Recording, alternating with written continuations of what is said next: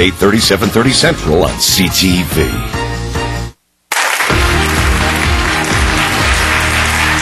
we're back with Dr. Cecil Ray, and you have myeloma. Myeloma. We can say 3 times real fast. And in case anybody just tuned in, it is a cancer of? It's a blood cancer Right. of the bone marrow, an incurable blood cancer of the bone marrow. So you found out you got it. You came. You went out publicly about this. Yeah. And then you had to go to treatment. Treatment meant what? What do you do for treatment? Treatment was, and here's what's tricky about this cancer is that there isn't one set protocol. Okay. So you really have to empower yourself. And I mean, I would advocate anyone to empower yourself about any sort of a health matter, but specifically when it comes to this complex cancer, there's so many, it's overwhelming. Number one, being diagnosed, and then on top of that, trying to research. I mean, the first thing, just to share with you, the first thing my hematologist told me when I was diagnosed is he said, whatever happens, don't Google it. Okay. So what did I do when I got home? Yeah. I Googled it.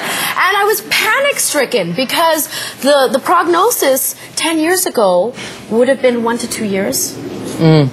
But it's a real testament to the breakthroughs. I'm sitting here as a result of the breakthroughs in new drug treatments, in the new treatment protocols, that now our lives are extended. So I was a recipient of a relatively new breakthrough treatment, okay, which consisted of chemo, but a 5-minute dose, and steroids, and all kinds of fun stuff. So I was down for 4 days, and then I was manic for 4 days, and it was great for the people around me. Now, what about you with your hair? You shaved your beautiful hair off. I did. Now, tell me about that. I did. You made that decision to do that? Did it take you long to do that? I preempted it. Right? I knew that I was going to lose my hair. I wasn't losing it during the 4 months of this treatment, but I lost it during my stem cell transplant, which was the culmination of my treatment. Yeah.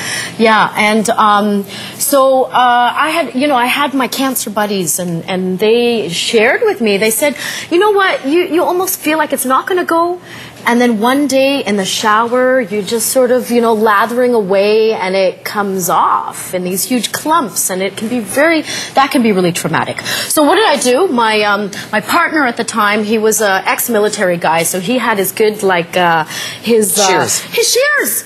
And he came over and he sheared me, and we celebrated. And and then I had this Ziploc bag of my hair, and it was just this moment where we were looking at it, so what do we do with this? And so what did you do with that?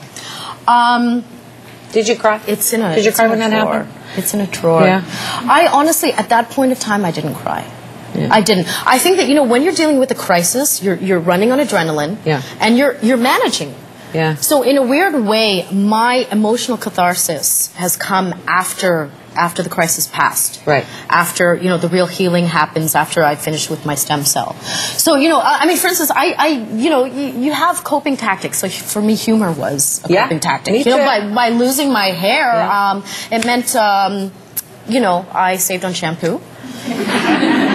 That's what. And I really did. That was the first reaction I had is in the shower. I was like, oh, but I don't need this that much anymore, know. And and the other thing that I've shared with some people is that for a long time, the first thing I did actually also after I came out of my stem cell transplant and I was feeling fit, is I went out and I bought an entirely new wardrobe. That's cool. That's good to know. But you know why? Is because when I was, here's how my subconscious was working, is though I never once said to myself, I'm not going to get through this. My line to myself was, it never occurred to me that I'm not going to get better. Right. However, I never bought new clothes because somewhere embedded deep down inside me, I thought, maybe I shouldn't waste some money. Oh, good Lord. And then I was also really heavy as well. So, these are interesting little subtle things. All that stuff plays on you. Right? But you blogged as well. That's part of your coping thing. I did. So, it was so therapeutic. And let me ask you this. With the blogging, it was therapeutic for you. Yeah. Let's talk about the people that wrote back to you. It was just a remarkable outpouring of support from around the world. Yeah. And I didn't anticipate it at all. For me, it was my way of coping. It was my way of understanding what I was going through, and it was my way of sharing. Because again, when you have a public platform, you do, you always look towards the day when you have something to share and you have a way of using this, and putting your own stamp, behind, like using. Right. So some of the lessons that you learn from other people, and more importantly, what do you share with people? If there's one or two lessons, I know you save on shampoo. That's good. Yeah, but But give me some more that for those that are going through it right now, and then maybe some stuff that you learned from other people, because it's a big deal. It's bigger than you think, and you think you can cope. Only because I've experienced it with friends and everything. Right. I think that was my biggest breakdown. So number one, you're not going to get support unless you ask for it. Okay. And that was a huge turning point for me.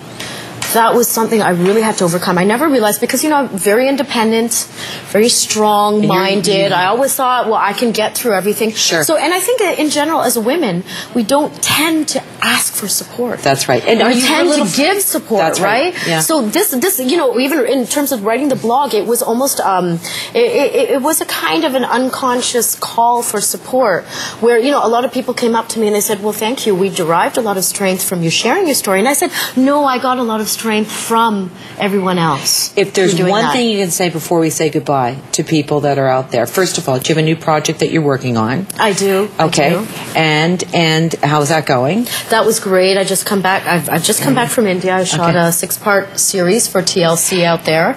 Okay. And is there anything you can tell anybody that's going through the struggle right now about one thing besides asking for help? Empower yourself. Empower yourself. I mean, empower your health. You're responsible for your own health. You're responsible for your own health for the people around you. So put health above everything else. Listen to your body.